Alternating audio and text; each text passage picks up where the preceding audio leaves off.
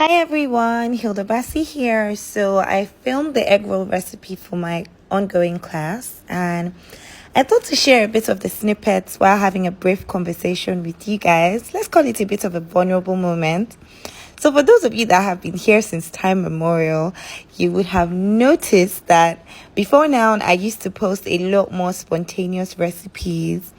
But life as we know it right now does not really allow me the time to be able to do that, because between teaching, pretty much showing up for my business, working on, different plans, being a brand ambassador, a content creator, a creative director. If you don't know this about me, I'm a bit of a workaholic. So even when I have so much on my hands, I'm honestly still willing to take on more work just because I don't want to be idle even for a second. But what that has done is that I don't now have the time to film as many spontaneous home recipes as I would like.